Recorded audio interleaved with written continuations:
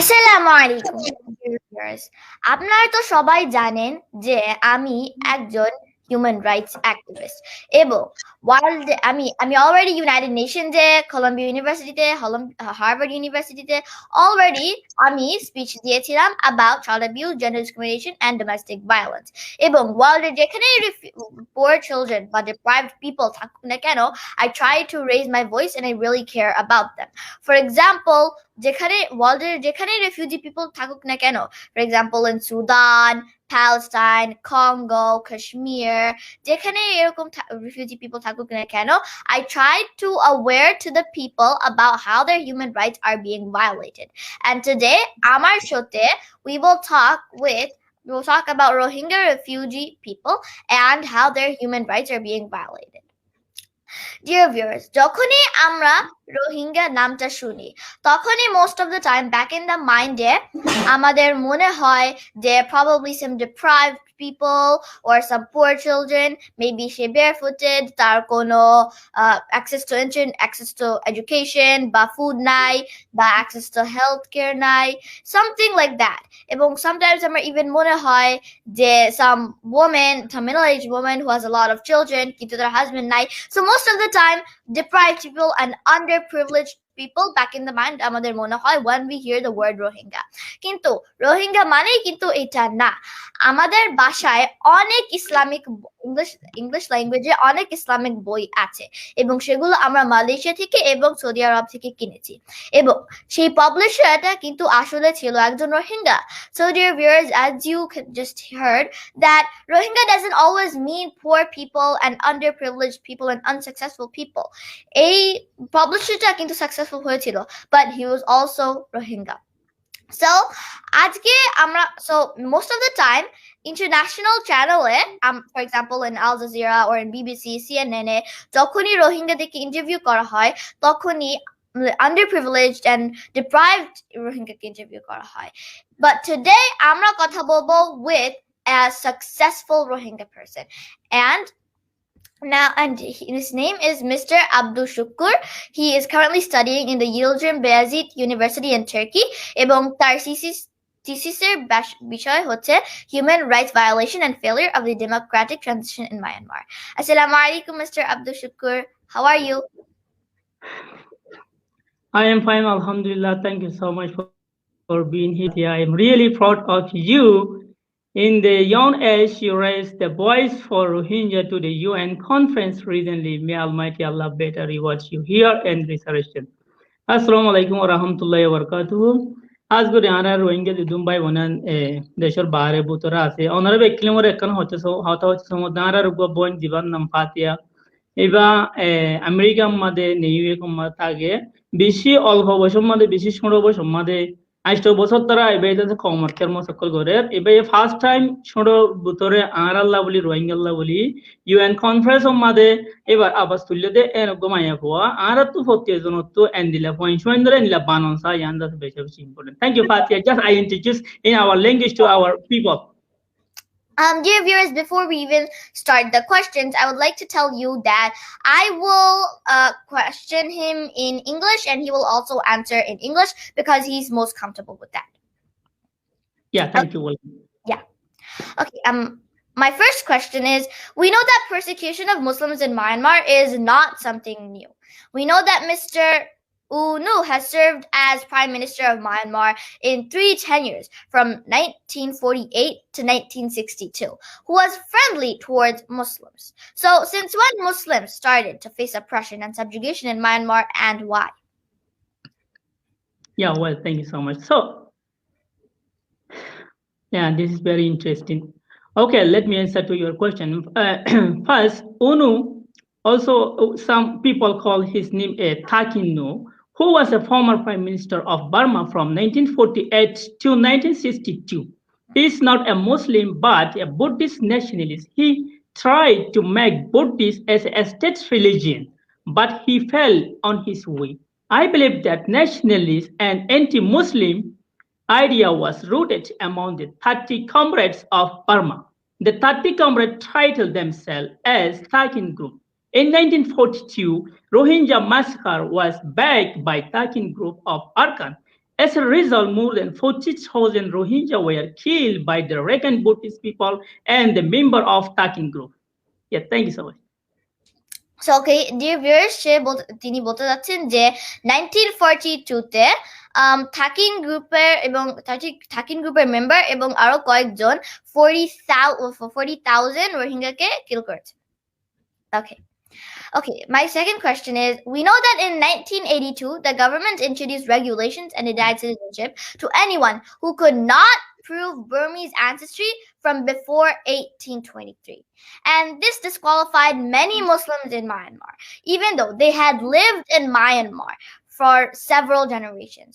So, since 1982, what actions did educated Muslims of Myanmar take to draw the notices of outer world towards what is happening there in Myanmar with these marginalization?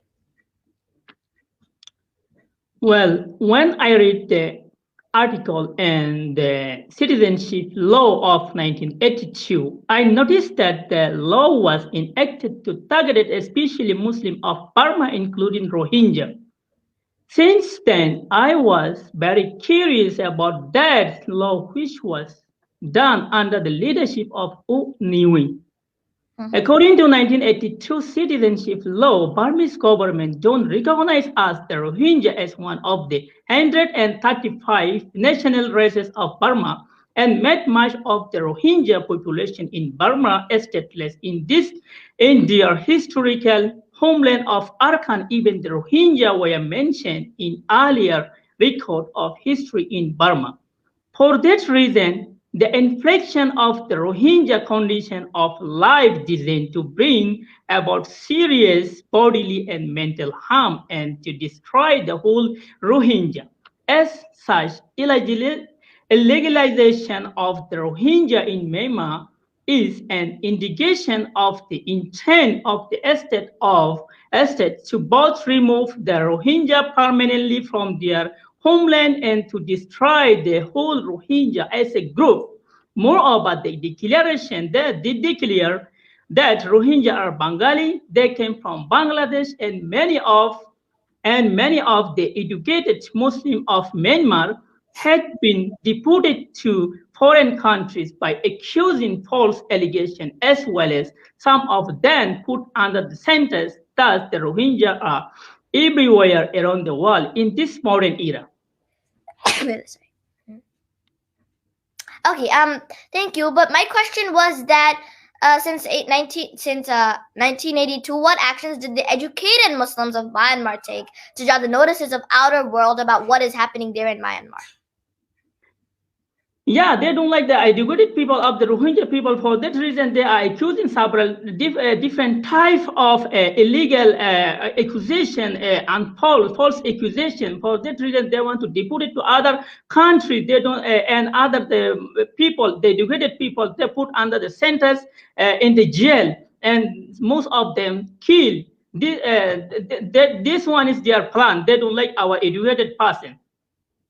Okay, so dear viewers, তিনি বলতে যাচ্ছেন যে the Myanmar government or the attacking group, they killed the Rohingya people, and sometimes they also put them in jail, and sometimes they even fled them into other countries and like destroyed their homes.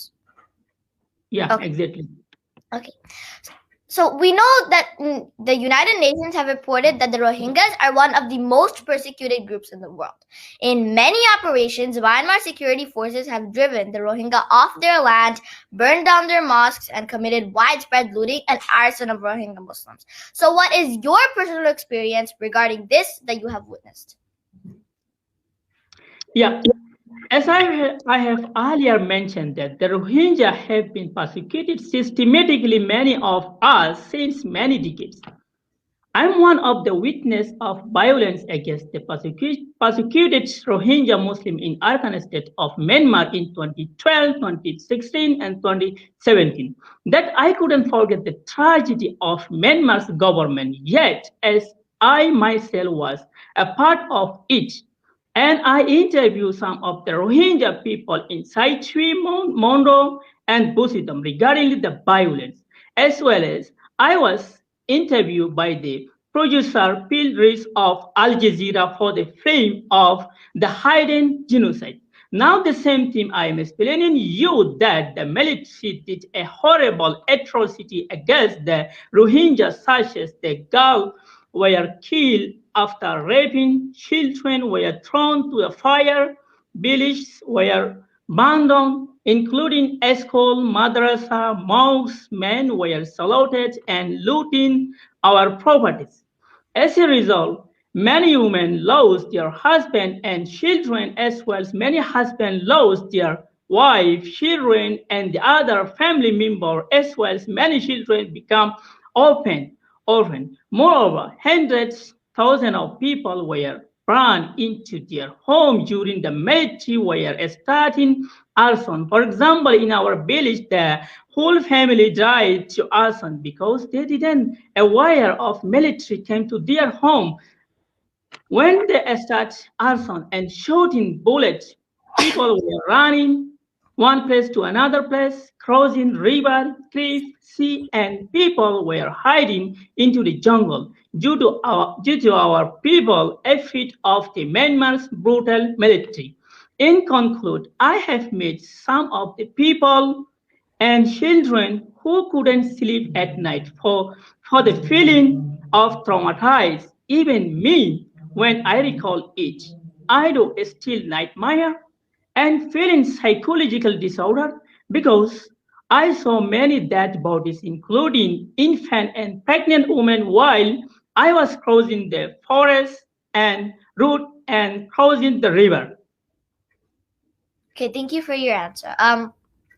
We also know that alongside of these military raids, Rohingya are subjected to frequent theft and extortion from the authorities, and many are subjected into forced labor. So in some cases, land occupied by Rohingya Muslims has been confiscated and relocated to local Buddhists. Have you or any people that you know come across these kinds of tyranny? Well, I asked a question about land confiscation from the local Rohingya national in parliament.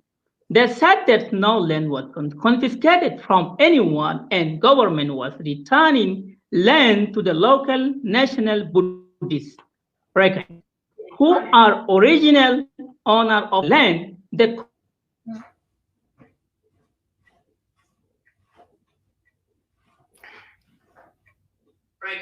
Dear viewers, because of some internet connection, we can't hear him. Let's see if he can hear us and like if his internet is back.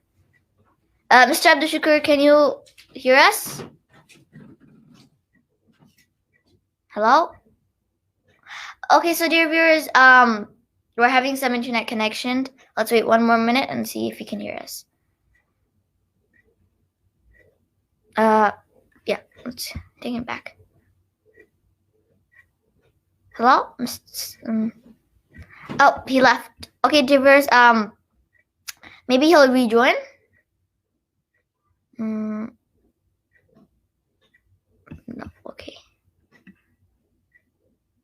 Yeah, we're clearly having some internet connection problem. Let's see if he can come.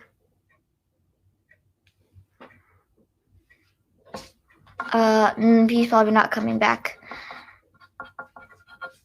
Let's see. He'll join again.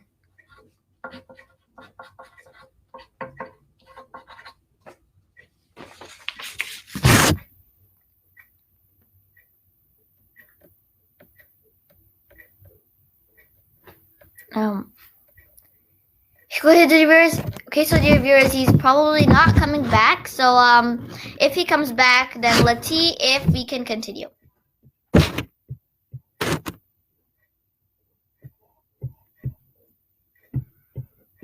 Yeah, he's probably not coming back.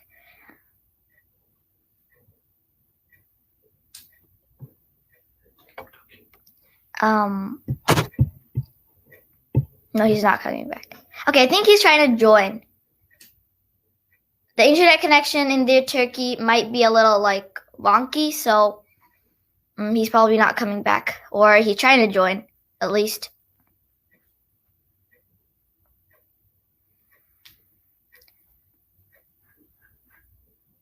Okay, so dear viewers, anyways, as I said in my introduction, that in the United Nations and in other places, I talked about the refugee people and about these poor people and the deprived people. And today, and like in any international channel, I didn't see any I didn't see any successful people getting interviewed if they're Rohingya.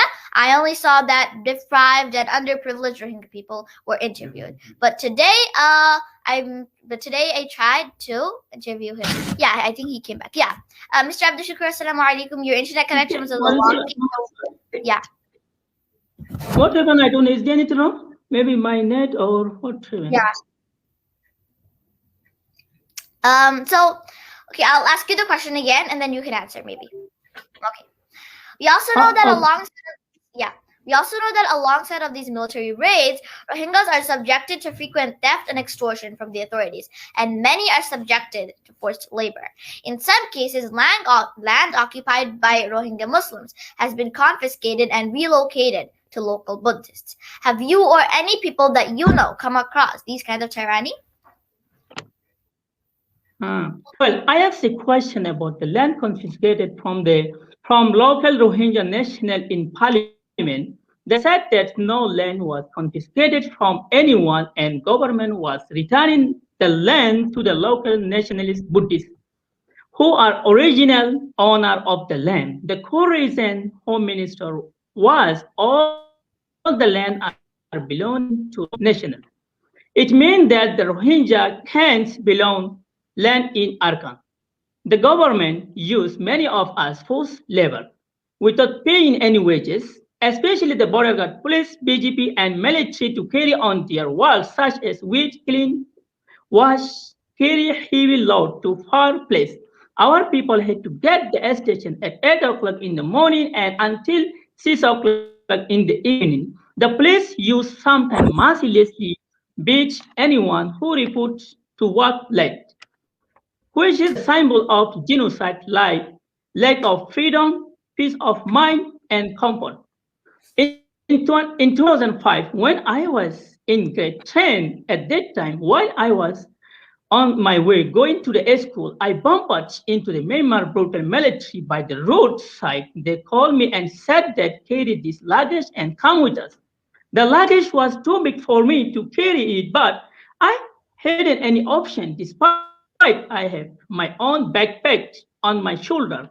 They are still doing the same thing against the Rohingya people. There are nothing changes yet. Thank you, Fatia. Okay, thank you. The Rohingya people have been denied. The Rohingya people have been denied Burmese citizenship since the enactment of Burmese nationality law, which is 1982 Citizenship Act. The government of Myanmar claims that the Rohingya are illegal immigrants who arrived during the British colonial era and were originally Bengali, just like you said. The Rohingya that are allowed to stay in Myanmar are considered resident foreigners and not citizens. So what is your reaction to the opinion of the Myanmar government? Yeah. Well, actually, no, it's not true that the Rohingya, they are since late 9th century. They come from Bangladesh, but most of the Rohingya people came to Bangladesh from our own country, Myanmar, due to the persecution of Myanmar government. The government of Myanmar are denying our identity and the citizenship blindly as their internal policy. According to historical fact that the Rohingya were in Arakan state before Burmese occupied Arakan. The government of Myanmar has pre-planned to make such kind of thing like cleansing on the Rohingya people because in the Arakan state, the Rohingya had their own kingdom in Mro from 1429 to 1785. For that reason,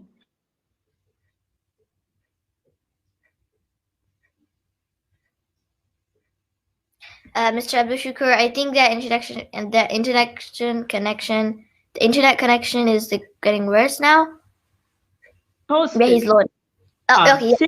The China and India, for that reason, they wanted the land to the Rohingya people. After deported the Rohingya people from our own land to the Bangladesh and the other country, they are using it. This is the plan of Myanmar government for their own personal interest. Yeah. Yeah. So, dear viewers, tini bolte diyetin je the Myanmar government states that the Rohingyas were actually from Bangladesh and they fled into the Myanmar. But then he said that sure, some of them were from Bangladesh, but most of them fled to Bangladesh from Myanmar, their own country, and the Myanmar government doesn't want to accept that. Okay, thank you. We know that many Rohingya children cannot have their birth registered, thus rendering them stateless from the moment that they are born. In 1995, the government of Myanmar responded to UNHRC's pressure by issuing basic identification cards, which does not mention the bearer's place of birth. So my question to you is, what are the particular problems that they face for having no proper identification and documents? Yeah, well, this is a question. Denial of issuance of birth certificate to the children is a symbol of genocide and creating problem in own country. Issuance of temporary ID card or white card was a cheating of Myanmar government to wipe out Rohingya from their ancestral land. I was born in 1992 under the citizenship law of 1982, and my whole family had been denied to offer national registration card or birth certificate and citizenship due to the Rohingya. But still, some cut of and parent of my father were mentioned that the term Rohingya in the card. But nowadays, being a Rohingya is a big conflict in Myanmar because after 1982, they changed the pink card with white card. Instead of providing citizenship, the white card means that the Rohingya are foreigner and written Bengali on the side of the card. Now they are providing NBC, which is called National Verification Card, which is we known as a genocidal card. They keep telling us that we came from Bangladesh. Rohingya are Bangladeshi people. That's why they are keep denying to provide our card. Simultaneously, they wanted to prove us as a foreigner by stopping our national registration card and citizenship as well as other documents. This is their agreed plan. Yeah, but thank you. But thank you for your answer. But my question was that what is the problem that the people face without having their place of birth written down? Yeah, their main problem is like this. If they can prove we are foreigner, we are not our own country. They shouldn't face any problem. This is the main problem. For that reason, they didn't provide us any our birth certificate, any document, because they want to remove us. They want to eliminate us from our own country according to their secret law. They are not ruling the country according to the law.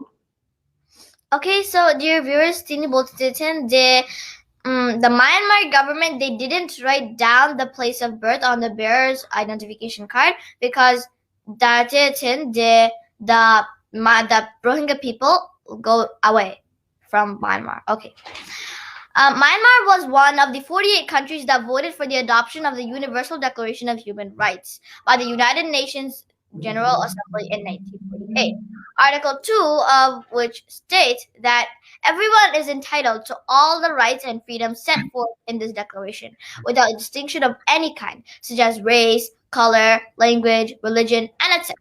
Apart from this, a number of international treaties have been ratified by Myanmar, namely the Convention on the Elimination of All Forms of Discrimination Against Women, Convention on the Rights of the Child, International Covenant on Economic, Social, and Cultural Rights. So my question is, how come in the present global politics it became possible for Myanmar to act against all the principles and policies that they have agreed upon? Yeah, this is a good question. Yeah, Myanmar's government isn't ruling the country with law, as I said to you before, but they are ruling with internal policy. Myanmar didn't enact any law, although it signed universal human rights declaration and genocide convention. It means that Myanmar never want to give equal right to the ethnic minorities, especially Muslim, including Rohingya people in Arakan state. As a result of its Myanmar is facing genocidal case at International Criminal Court of Justice. Although the military ruled the country after involvement of Aung San Suu Kyi from the National League for Democratic Party, that the international community and we, the Rohingya people, have hope she will do something better for us and other minorities. But unfortunately, she did zero. She did nothing for the minorities people. She is always trying to cover the genocidal paramilitary in order to keep on her position forever. Recently, recently, every member of organization was invited by the NCA National Ceasefire Agreement, except the Rohingya members because they don't care the case of the Rohingya. However, I personally believe that if she tried genuinely to bring peace and tranquility to solve the minorities issue, including Rohingya crisis. She can solve it very easily by the supporting of international community. But she is lying to international community by using the term of democracy like Myanmar is going democratic transition. Even she didn't agree to give back our citizenship right, equal right, educational right, basic right, restriction to movement. Even one person can't go to another village without the recommendation letter of the immigration because of the racism problem. On the other hand, you know what? Where are many natural resources, there are conflict always because of the military wouldn't want to lose their authoritarian system according to Middle East political theories. In this political landscape, if we say the international community should better to keep pressure on the region of Myanmar and the sanction on military's business, but the Myanmar government is not caring to any international community because of China, Russia, and India. So let's come to point out your question. Myanmar government wouldn't agree to the decision of international community despite they had to war against of the international community. You know what? Myanmar is trying to cope again now the country, the region, as the military didn't get the sufficiently ballot vote.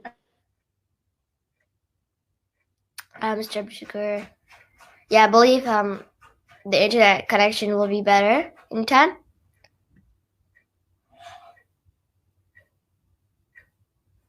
Mr. Abdushakur, we cannot hear you. Okay, he's loading. Yeah, okay, can you hear? Yeah, okay. So continue. Yeah, please. You didn't hear my question? No, I heard your answer, but then in the towards the end, it froze. Okay. Okay. Let me talk the last sentence. Okay. Yeah. So I mean that so Myanmar government wouldn't agree to the decision of international community despite they had to war against of the international community. You know what? The Myanmar is trying to cope now again the region as the Myanmar military didn't get the sufficiently ballot in the recent election. For that reason, they want to cope again. They want to control every government state, everything, the power. You got my point, right? Yeah. Dear viewers, I'm sure that all of us understood about what he tried to say. Okay. Thank you for your answer.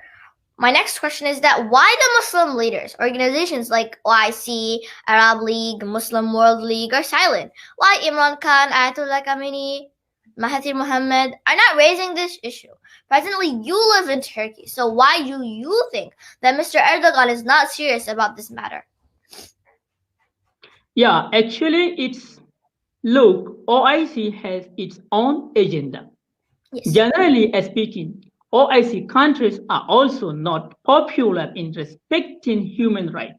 Especially Saudi Arabia tried so many ways to convince Myanmar to accept 350,000 Rohingya who have been living in Saudi Arabia for decades. Myanmar government never agreed for it. Probably this is why Saudi Arabia and OIC and including other Muslim countries decided to pressure on Myanmar by opening a case at ICJ with the help of Gambia. In addition, Turkey, Malaysia, and Pakistan all are the members of OIC.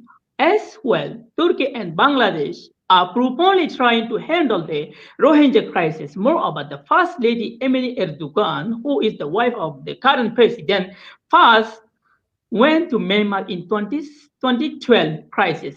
She went to Saitwe and other place where the Muslim and drew international attention to the persecution of the Rohingya. She had pioneered aid campaign for the Muslim minority people, and also she went to the refugee camp of Bangladesh to meet with the Rohingya people in order to reassure them in 2017, including with the foreign minister Mablu Çavuşoğlu. The president of Turkey is only the one who is always raising the voice for Rohingya around the world. May Almighty Allah better reward him here and after resurrection. He is doing very nice work. Yeah. Recently, thank you for your answer. Recently, we have seen some sort of advancements from International Court of Justice and also from International Criminal Court. So, according to you, what are the implications of these cases on Rohingya? This is a very critical question. As you know, our people are suffering the last stage of genocide after the last exodus in 2017 on August. That's why the International Court of Justice and International Criminal Court involves on Rohingya crisis. But it will take time to find out the solution due to Myanmar government and military are keep on denying the charges, although they have a great pressure, political complication, and instability internally. Anyway, we are very sure that ICJ and ICC and other international community can handle the problem, the global Rohingya issue sooner or later. You may know that now the president of America, Joe Biden, is also stepping to solve the Rohingya crisis and the other Muslim across the world. Inshallah, I hope that it will be solved, but it will take time. Yeah, inshallah. Yeah. It will be solved, inshallah, but I agree with you, it can take some time. Yeah. Yeah. Thank you for your answer. In August 2018, the United Nations recognized Rohingya persecution as genocide and ethnic cleansing and called for arrest and prosecution of Myanmar's top generals responsible for crimes against humanity. It also concluded that government of Aung San Suu Kyi is covering up crimes against Rohingya and failed to offer them protection, just like you said before. So what do you want to say about the role of the UN and also about Ms. Aung San Suu Kyi?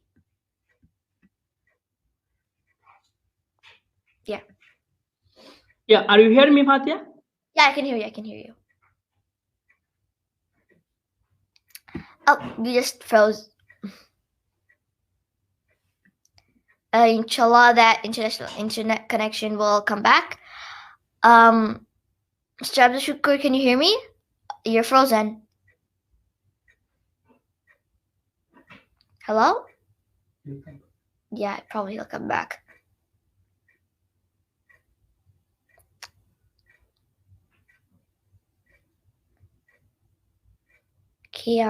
Probably. Okay, he's loading. Are you hearing me? Yeah, I can hear you now. Okay, yeah. Yeah, sorry for the internet is very weak. I don't know. Yeah.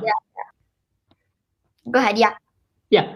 So the United Nations hasn't officially called for arrest and prosecution of top general, but UN human rights reporter and FFM call for that. United Nations organization hasn't called officially yet, but United Nations Security Council is the highest body of the UN.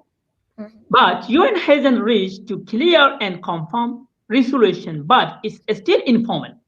The vital obstacle for UN Security Council, for the vital obstacle for UN Security Council are China and Russia. So you know what? The UN is not deeply involved to fix the Rohingya issue because of the charter. The main focus is rising budget by showing the crisis. Where are the more crises, there are the more benefit for the UN. We have to aware about that. Miss Aung San Suu Kyi is also something like that. She is a great international liar. She is one of the rhetorical politician in Myanmar history and our Rohingya history forever. And she is a very robustness in her lip service. Just she is talking. Therefore, we couldn't deem her anymore as she is not like as her father. Thank you. Okay. Thank you for your answer. My last question to you is about Bangladesh. I am sure that you will agree that Bangladesh has become the most kind and generous in this regard. We have seen that Malaysia, Indonesia, and even Brunei have denied to provide shelter to Rohingyas. We have also seen that India and China has gone against the Rohingya and they talked in the voice of the Myanmar government. So, on behalf of the Rohingya people, do you want to thank the people of Bangladesh? Oh, well, this is the great point. Yeah, definitely. Why not? We need to thank not only the Bangladeshi people, but also the government, despite recently the passenger issue. Genuinely, I am very pleased to thanks all of the Bangladeshi brother and sister, including the government, not just because of the welcoming to the Rohingya people, but because they fulfill everything, every needs of Rohingya people in Bangladesh, such as welcoming, accompanying, supporting, and providing shelter, food, land, loving, caring, as well as something too much as well, protecting like own countries, like people. Especially thanks to the Foreign Minister Eke Abdul Momen, who is the one only fighting for the repatriation process of the Rohingya. May Allah Almighty, may Almighty Allah better reward him both here and restoration. He is doing excellent work for the Rohingya people. How we can deny it? How we can forget it? We have to thanks to the government and the people of Bangladesh. Yeah. Okay, so thank you so much for coming, Mr. Abdushakur, and it was my pleasure, and I'm really glad that you were able to come to my show. If you would like to say anything at the end for the viewers, please go. Please say so. Yeah, thank you so much, Fatia, for your valuable time, and thank you so much for the viewer. We have to pray for our young sister. She is doing much more thing for the community, for the people. Inshallah, we have to support. Also, we have to. I would like to request to everyone. We have to make our children such kind of this kind of. I mean, like Fatia, she is doing very excellent. Thank you. You are the best, Fatia. I am praying for you. Inshallah, you will be success in your future life. Thank you so much for coming, and thank you. Assalamu alaikum. Walaikum salam wa rahmatullahi wa barakatuh. Okay, have a nice day. Yeah. Okay, then to dear viewers, as you just saw, this was the end of our live show, and thank you so much for coming. Thank you, and assalamu alaikum. Walaikum salam wa rahmatullahi.